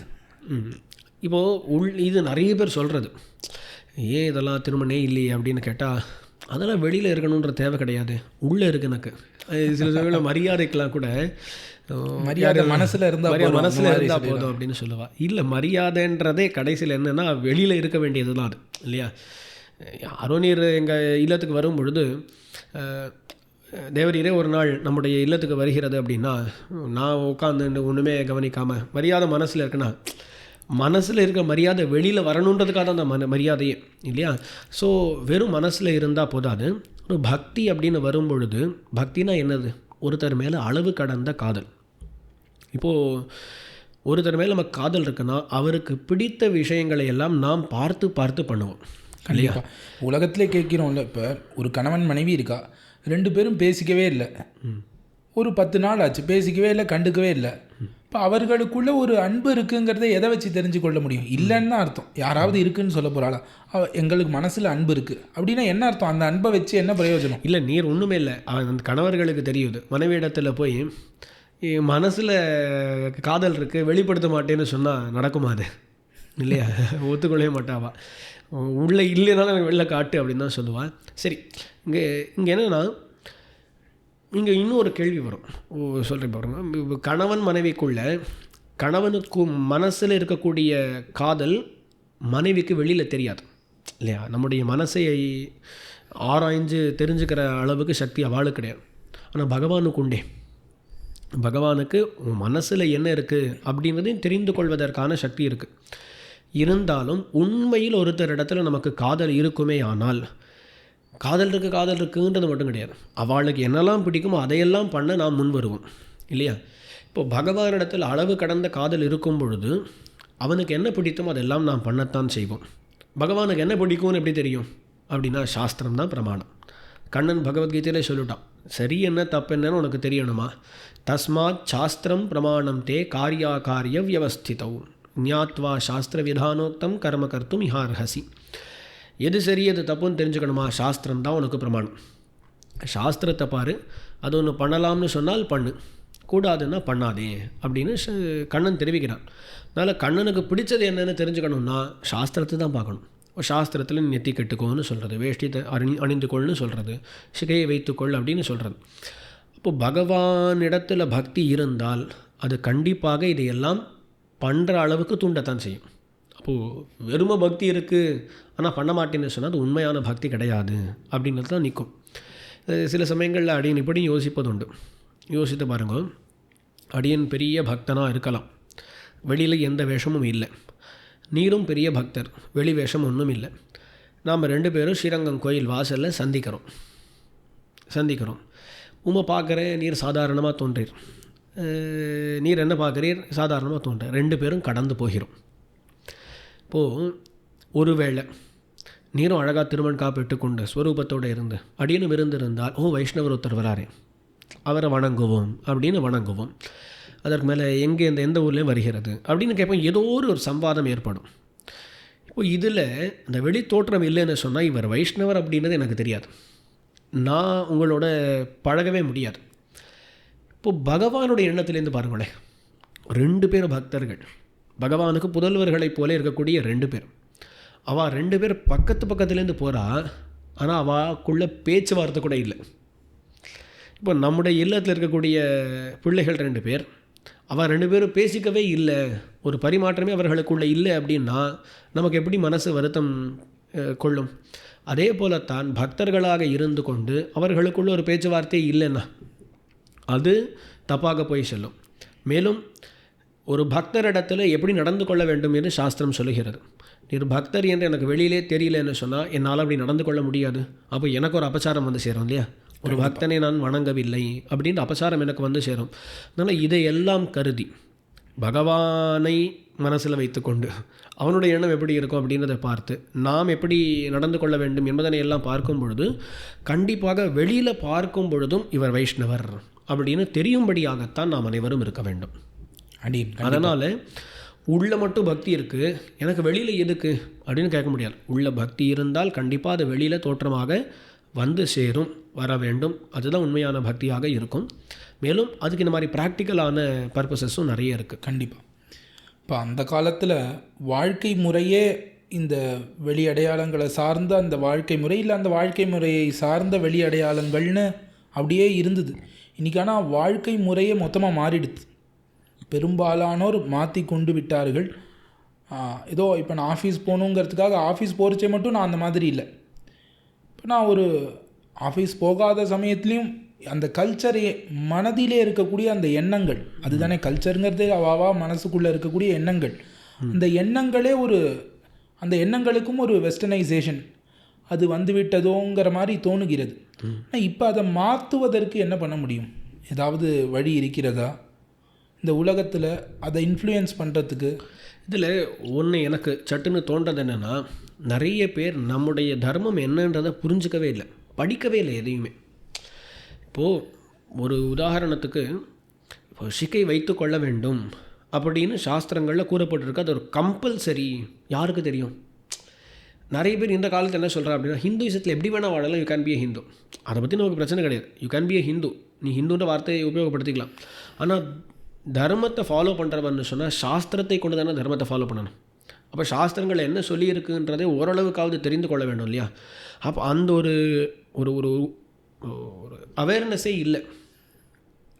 சாஸ்திரங்களில் சிக்க கண்டிப்பாக வச்சுக்கணும்னு சொல்லியிருக்கு.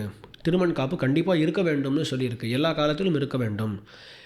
எல்லா கர்மங்களையும் அனுஷ்டிக்கும் பொழுதும் சிக்கை இல்லை அப்படின்னா, பூணல் இல்லை அப்படின்னு சொன்னால் எந்த கர்மமும் நிஷ்பலம்தான். இப்போது எவ்வளோ பேர் சந்தியாவந்தனம் பண்ணுகிறார்கள், எவ்வளோ தர்ப்பணங்கள் எல்லாம் பண்ணுகிறார்கள், அது எல்லாமே ராட்சசர்களுக்குத்தான் போய் செல்லும் அப்படின்னு சொல்லி சாஸ்திரங்கள் கூறுகின்றன. எப்போ அப்படின்னா, சிக்கை இல்லாமல் பண்ணினான். ஓ, ஸோ இதெல்லாம் அவேர்னஸ் இல்லையா? இப்போது ஒன்று நான் பண்ணாமலே இருக்கலாம், தப்பானவர்களுக்கு எதுக்கு நான் பலத்தை கொடுக்கணும்? அப்போ அந்த ரீதியில் இந்த ஒரு அவேர்னஸே இல்லை. ஸோ சாஸ்திரங்களில் சிக்கையை பற்றி இப்படி சொல்லி இருக்கிறது, திருமண் காப்பை பற்றி இப்படி சொல்லி இருக்கிறது, வேஷ்டியை பற்றி இப்படி சொல்லியிருக்கிறது. அதான் சொன்னேன் இல்லையா முதல்ல, கச்சம் இல்லாமல் ஒருத்தரை பார்த்தா குளிக்கணும்னு சொல்லியிருக்கேன். அப்படி பார்த்தா நம்ம வேடிக்கையாக சொல்லுவா, காவேரியிலே தான் இருக்கணும் அப்படின்பா இல்லையா? ஸோ அந்த ரீதியில் ஏற்பட்டிருக்கு. எதுக்கு சொல்ல வரேன்னா, இது நம்முடைய சம்பிரதாயத்துக்கு எசென்ஷியல் பார்ட், ஹிந்துயிசத்தில் எசென்ஷியல் பார்ட் அப்படின்றத முதல்ல நாம் புரிந்து கொள்ள வேண்டும். அதை ஒரு கோர்ட்லேயே ஒரு கேஸ் வருதுன்னு வச்சுக்கோங்களேன். ஒரு ஆஃபீஸ் இருக்குது, ஒரு ஆஃபீஸில் அவள் இது கூடாதுன்னு ஒரு யூனிஃபார்ம் வச்சுருக்கான்னு வச்சுக்கோங்களேன். இப்போ ஒருத்தர் ஒரு எம்ப்ளாயி கேஸ் போடுறாருன்னு வச்சுக்கோங்களேன். அப்போ கோர்ட்டில் என்ன கேட்பா அப்படின்னு சொன்னால், is it an essential part of your religion அப்படி தான் கேட்பா. அப்போ ஆமாம், சாஸ்திரங்கள் எவ்வளோ இருக்குது பாருங்கோ, இது எசென்ஷியல் பார்ட்டு தான், இது இல்லாமல் நான் இருக்கக்கூடாதுன்னு சொல்லியிருக்கு. அண்ட் எப்பொழுதுமே எசென்ஷியல் பார்ட்டாக இருந்து அது மற்றவர்களை துன்புறுத்தாத போது யாருக்கு என்ன பிரச்சனை? இப்போது நான் வேஷ்டி அணிந்து கொண்டு சொல்கிறேன். பார்க்குறோம் ஹேர் ஸ்டைல்ஸ்லாம் இப்போ பார்த்தா நிறைய இஷ்டத்துக்கு வச்சிருக்கிறா. சிகமாரியா இருக்குது சில சமயம் பார்க்க. அவள் சிக்க வச்சுட்டு இருக்காளா, மாடர்னாக இருக்காளான்னு தெரியல. நிறைய முடி வளர்த்துக்கிறா, நிறைய தாடி வளர்த்துக்கிறா, எல்லாமே பண்ணுறா. அதெல்லாம் வச்சுக்க கூசாத பொழுது இதுவும் நம்ம இஷ்டம் தானே. ஆமாம். அப்போ இது பண்பாடுன்னு சொன்னால் நம்ம எவ்வளோ காலங்களிலிருந்து வந்திருக்கக்கூடிய பண்பாடுகள், இதை நம்ம மாற்றிக்கொள்ள வேண்டிய தேவை கிடையாது. இது யாரையும் எந்த விதத்திலும் துன்புறுத்த போவது கிடையாது. அடியன் திருமண் காப்பட்டுனா உங்களுக்கு ஏதாவது பிரச்சனையா? அடியன் வேஷ்டி அணிந்து கொண்டால் உங்களுக்கு ஏதாவது பிரச்சனையா? இப்போ சில சமயங்களில் இந்த மாதிரி வாதம் வைக்கிறா, நாளைக்கு வேஷ்டி அணிந்து வரலாம்னா வேறு யாரோ இன்னுமே கம்மியான ஆடைகளோடு வரலாம், குறைந்த ஆடைகளோடு அந்த மாதிரிலாம் வரலாம்னா அதுக்கான ரூல் வச்சுக்கோங்க. உடம்பைக்கு ஃபுல்லாக கவர் பண்ணி இருக்க வேண்டும். அப்போ இப்போ நம்ம உத்தரியத்தை இப்படி போட்டுருக்கோம், முழுக்கவே போட்டுக்கலாம். இல்லை சட்டை போட்டுக்கிறதுக்கு நம்ம வேண்டான்னு சொல்லலை. ஆனால் கச்சம் இருக்க வேண்டும் அப்படின்னு சொன்னால், வேஷ்டி இருக்க வேண்டும் அப்படின்னு சொன்னால் அது முழுக்க கவர் பண்ணும்பொழுது என்ன பிரச்சனை? அதனால் ஒரு சதசியமாக ஒரு வெளியில் என்ன சொல்கிறது, ஒரு பொது வெளிக்கு ஏற்ற மாதிரி, ஆமாம், பொது வழிக்கு ஏற்ற மாதிரி இருக்க வேண்டும். அந்தளவுக்கு ரூல்ஸ் கொண்டு வரலாம். அதுக்கு ஏற்ற மாதிரி எல்லாருமே ஆடைகள் அணியலாம். அவ்வளவுதானே தவிர இப்படித்தான் இருக்க வேண்டும்னு சொல்லி எந்த அளவுக்கு ஸ்கூலில் யூனிஃபார்ம்னா சரி, காலேஜுக்கு வந்தால் கொஞ்சம் அது தளர்றது, அதுமாதிரி ஆஃபீஸுக்கு போனாலும் யூனிஃபார்ம் தான் அப்படின்னா என்ன இருக்குது இல்லை? ஆனால் இந்த மாதிரி ஐடியல் சிச்சுவேஷன்ஸ் பேசுகிறவா எல்லாருமே அவள் மனசில் ஏதோ ஒரு வகையில் நாஸ்திக தன்மையை தான் வெளிக்காட்டுறா. இன்னொன்று, நம்முடைய சனாதன தர்மத்தினுடைய இந்த டைவர்சிட்டியை புரிஞ்சுக்கணும். இதில் திருமண் காப்பு ஒருத்தர் இருப்பார், அந்த பஸ்மம் திருநீரை பூசிக்கொள்கிறார்கள், கோபி சந்தனம் எட்டுப்பா, இந்த மாதிரி எவ்வளவோ இருக்குது. அந்த டைவர்ஸாக அவாவாளுடைய சம்பிரதாயங்கள் இருக்கின்றன. அது எல்லாம் நாம் ஏற்றுக்கொள்ள வேண்டும். ஏன் ஆஃபீஸுக்கு வந்தாலும் எல்லாம் ஒரே மாதிரி ரோபோ மாதிரி இருக்கணும்னு நினச்சா அந்த மனப்பான்மையை தப்பான மனப்பான்மை. அந்த டைவர்சிட்டிக்கும் இடம் கொடுத்து அதுக்கு மேலே திறமையும் பார்க்கணும். திறமை தான் நமக்கு கடைசியில் ஆஃபீஸுன்னு வந்தாச்சுன்னா அதெல்லாம் மாற்றங்கள் ஏற்படணும். இன்னொன்று அடியன் பார்த்த வரைக்கும் முன்னாடிலாம் இந்த திருமணங்கள், கோவில்கள், இந்த மாதிரி ஒரு வைதிகமான நிகழ்ச்சிகள், ஆன்மீக நிகழ்ச்சிகள் வைத்து கொண்டால் அதில் எல்லாருமே வேஷ்டி அணிந்து கொள்வது, எல்லாருமே புடவை அணிந்து கொள்வது, அவரவர்கள் சம்பிரதாயத்துக்கு ஏற்ப அந்த கஸ்டம்ஸ் அண்ட் ட்ரெடிஷன்ஸ்னு சொல்கிறாரு அதை ஃபாலோ பண்ணி, இப்போ கல்யாணம்னா அங்கே இருக்கிறவா எல்லாருமே புடவை தான் கட்டிக்கணும், வேஷ்டி தான் கட்டிக்கணும்னு இருந்தது. இப்போ ஏதோ மாப்பிள்ளை பொண்ணுக்கு இருக்குது, அது வரைக்கும் ஏதோ பண்ணுறா. அதுவும் எவ்வளோ நாள் இருக்குன்னு தெரியல. மற்றபடி கல்யாணத்துக்கு வரவா எல்லாருமே வேஷ்டியில் தான் வரணும்னு யாரும் வருது இல்லையா. கல்யாணம்ங்கிறது, விவாகம்ங்கிறது எவ்வளோ ஒரு வேதத்தினாலே சொல்லப்பட்டு ஒரு வைதிகமான கர்மம் தானே. அதுவும் ஏதோ ஒரு ஃபங்க்ஷன் மாதிரி கிடையாது, பண்டிகை மாதிரி கிடையாது. அதுவும் ஒரு வைதிகமான கர்மம். அந்த மாதிரி இடங்களெல்லாம் கூட இப்போ குறைந்து கொண்டு வருகிறது. இந்த புற அடையாளங்களை காட்டிக்கொள்வது. எவ்வளோ பேர் திருமணம் எட்டுன்னு வரா கல்யாணங்களுக்கு? இல்லை, கல்யாணம் அது யாருமே அது ஒரு வைதிக கர்மமாக பார்க்கல. அது ஒரு ஃபங்க்ஷன் தான். அவர் சொல்கிறதே மேரேஜ் ஃபங்க்ஷன் தான் சொல்கிறா. அது பொதுவாக பார்த்தா எப்பொழுதுமே இருக்கணும். கண்டிப்பாக. ஏதாவது ஒரு சில சுச்சுவேஷன்ஸில் அதை எடுத்துக்கோங்கன்னா அதாவது இருக்கணும். இல்லை அடியன் அதனால சொல்ல வருது, ஒரு க்ளோஸ்டு என்விரான்மெண்ட்லேயே எட்டுக்கிறதுக்கு சங்கோச்சப்படும் பொழுது ஒரு ஓப்பன் என்விரான்மெண்ட்டில் எப்படி அவள் தைரியமாக எட்டுண்டு போவா? கரெக்ட். அதுலையாவது மாற்றிக்கலாம். இப்போ இது சொல்ல வரதுக்கு தாற்பயம் என்னென்னா, நீ கல்யாணம்னா இது இப்படி தான் இருக்கும். வைஷ்ணவர்கள் அகங்களிலே கல்யாணம்னா அங்கே எல்லோரும் திருமணம் எட்டுன்னு தான் இருப்பேன். இல்லை மீதி ஃப்ரெண்ட்ஸும் வரலாம். அதுக்காக சொல்ல, அவர்கள் பந்துக்கள் எல்லாரும் திருமணம் எட்டுக்கொண்டு தான் இருப்பார்கள். அதில் வந்து பங்கு பெறக்கூடிய வைஷ்ணவர்கள் அப்படி இருக்கட்டுமே அப்படின்னு. அதாவது ஒரு முக்கியமாக இதில் கருத்து என்னென்னா, ஒரு கேதரிங் ஸ்ரீ வைஷ்ணவர்கள் அவளுடைய இல்லத்து ஒரு திருமணம் நடக்கிறது, அதில் எல்லாரும் வந்து சேருகிறார்கள் அப்படின்னு சொன்னால் தங்களுடைய அடையாளங்களை எல்லாம் தைரியத்தோடு ஒரு கர்வத்தோடு காட்டிக்கொண்டு வரலாமே. நிறைய பேர் அதை ரசிக்கவும் செய்வார்கள். இப்போ மற்றவர்கள் எல்லோரும் வரணும் கிடையாது. வைஷ்ணவர்களாக இருக்கக்கூடியவர் அப்படி வரலாம். மற்றவர்கள் வந்து அதை ரசிப்பார்கள். ஆக எந்த அளவுக்கு ஒரு ட்ரெடிஷ்னல் விதமாக அது நடக்கிறது அப்படின்னு சொல்லி பார்ப்பார்கள். அதில் சரி கல்யாணன்றது கூட விடுவோம். கோயில் கோயில் கண்டிப்பாக கோயில் அப்படின்னு வருவதே எம்பெருமானை வழிபடுவதற்காகத்தான். அங்கே வரக்கூடிய இடத்திலும் கூட அந்த மேற்கத்திய கலாச்சாரம் அதையே பின்பற்றி கொண்டு பெரும்பாலும் ஒரு 90% 95% வரையிலும் எல்லாருமே முக்கியமாக ஆண்கள் அந்த பேண்ட்டு சட்டை அப்படின்ற அந்த ஆடைகளோடு தான் வருகிறார்கள். நம்மூரை சேர்ந்த வேஷ்டி அப்படின்றது இருக்கு இல்லையா, இந்த வேஷ்டி அணிந்து கொள்வது, ஏதோ ஒரு நெத்தியில் எட்டுக்கொள்வது, அவரவர்களுடைய சம்பிரதாயத்துக்கு ஏற்ப எட்டுக்கொண்டு வரலாமே. வருவதே இறைவனை வழிபட வேண்டும் என்பதற்காக அங்கே வரக்கூடிய சமயத்திலும் ஏன் இந்த ஒரு கூச்சம் அப்படின்ற கேள்வி இன்னும் நியாயமாகப்படுறது அடி எனக்கு. கண்டிப்பாக. அதாவது இந்த பாட்காஸ்ட் மூலமாக நம்ம முன்வைக்க வர கருத்தே அதுதான். எதுவுமே மொத்தமாக திணிப்பதில்லை. இந்த இந்து தர்மத்தில் மொத்தமாக இப்படி தான் இருந்தானோ இல்லைன்னா நீ இருக்கவே கூடாதுன்னு திணிக்கலை. இப்போ இருக்கக்கூடிய காலகட்டத்தையும் கருத்தில் கொண்டு கொஞ்சம் கொஞ்சம் எங்கெங்கெல்லாம் மாற்றம் அங்கங்கெல்லாம் கொண்டு வர முடியுமோ அங்கங்கெல்லாம் மாற்றம் கொண்டு வரலாம்.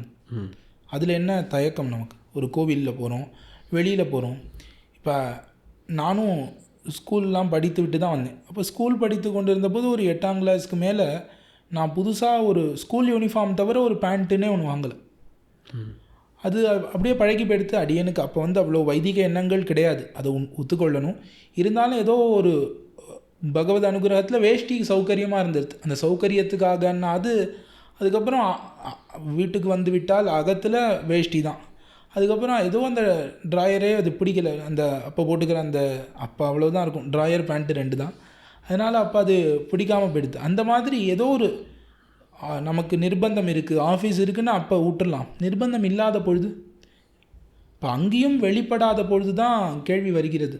இப்போது அதனால் நாங்கள் சண்டே மட்டும் போட்டுட்டா போதுமா, இல்லை கல்யாணத்துக்கு வரும்போது மட்டும் போட்டுட்டா போதுமா அப்படின்னா, அட்லீஸ்ட் ஸ்டார்ட் ஃப்ரம் தேர், அங்கேருந்து ஆரம்பிங்களே. கண்டிப்பாக கொஞ்சம் கொஞ்சமாக படிப்படியாக அடுத்து வளர்த்து கொள்ளலாம். அந்த ஒரு உணர்வு எல்லாருக்குமே ஏற்படணும். இது தேவை தான். நான் ஒரு ஹிந்துவாக இருந்தால், ஹிந்துன்ற வார்த்தை கொஞ்சம் குழப்பமான வார்த்தைன்னு வச்சுக்கோங்க. நான் ஒரு சனாதன தர்மத்தை சேர்ந்தவனாக இருந்தால் இதெல்லாம் பின்பற்றத்தான் வேணும்.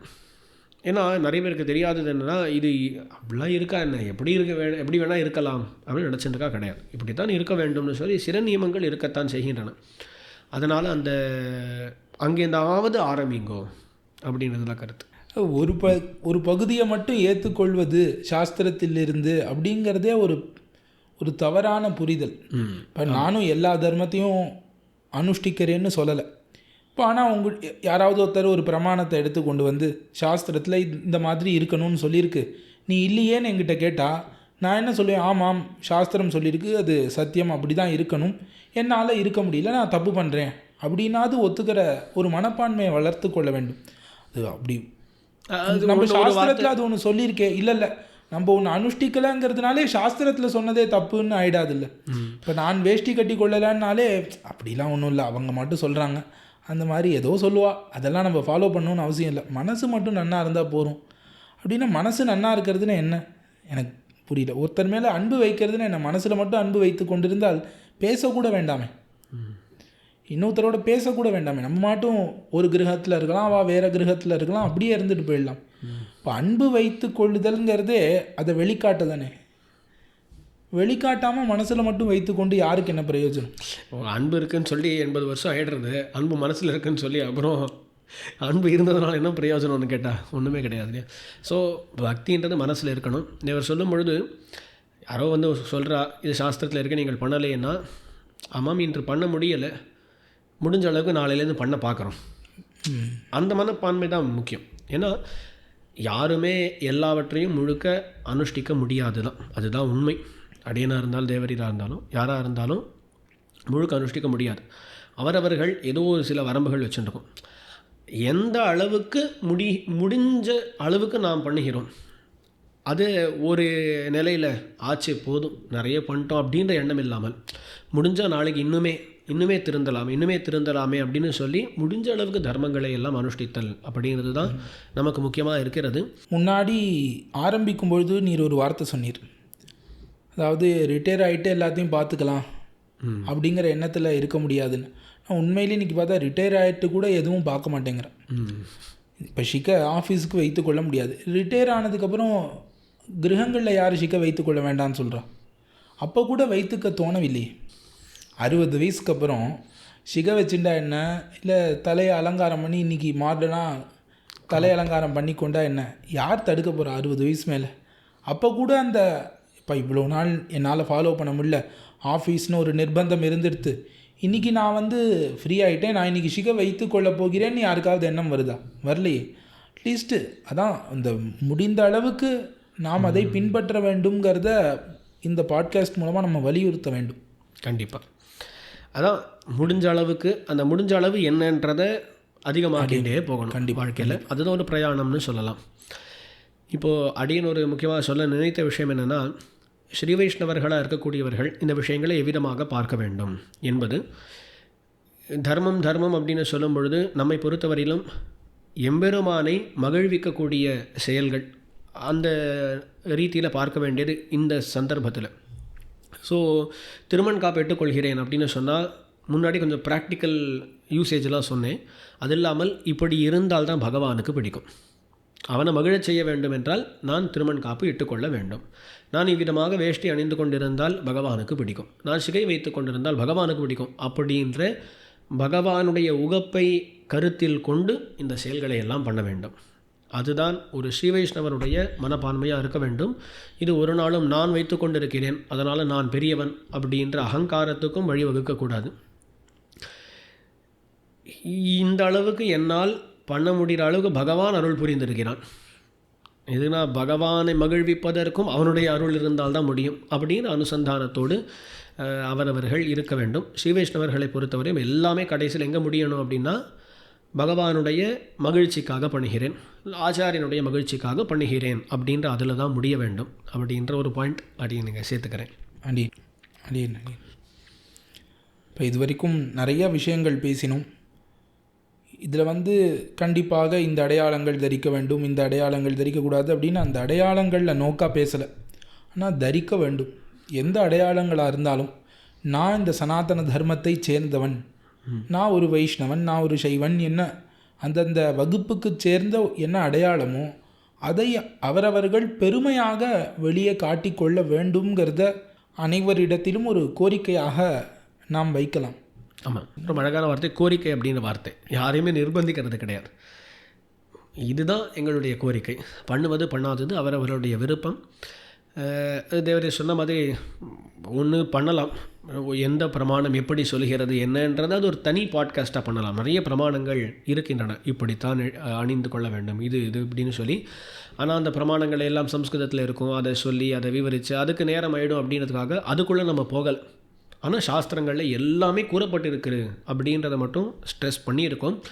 ஆக வெளியடையாளங்கள் தேவையானா எப்படிப்பட்டவராக இருந்தாலும் வெளியடையாளங்கள் தேவைதான் அப்படின்னு சொல்லி இந்த ஒரு பாட்காஸ்ட்டை முடிப்போம். அடியேன் கண்டிப்பாக வெளியடையாளங்கள் கண்டிப்பாக தேவை. நம்ம எங்கே போனாலும் நம்ம சனாதன தர்மத்தை சேர்ந்தவர்ங்கிறத வெளிக்காட்டுவதற்கு சங்கோச்சமே படக்கூடாது என்பது தான் இந்த பாட்காஸ்டின் சாரம். ஆமாம். அப்படின்னு சொல்லி இன்னும் மேலும் இதே மாதிரி நிறைய தலைப்புகளிலே நாம் இதே மாதிரி விவாதிப்போம். அடியேன் ராமானுஜதாசன். அடியேன் ராமானுஜதாசன் சுவாமி. அடியோங்கள் செய்து வரும் இந்த தொண்டிலே நீங்களும் பங்கு பெற நினைத்தால் உங்களுக்கு விருப்பமுள்ள தொகையை இங்கே கொடுக்கப்பட்டிருக்கக்கூடிய லிங்க்ஸ் மூலமாக செலுத்தலாம். வேறு விதமாக உதவ வேண்டும் என்று நினைத்தால் கொடுக்கப்பட்டிருக்கக்கூடிய கான்டாக்ட் டீட்டெயில்ஸ் மூலமாக தொடர்பு கொள்ளவும். அடியேன் ராமானுஜதாசன்.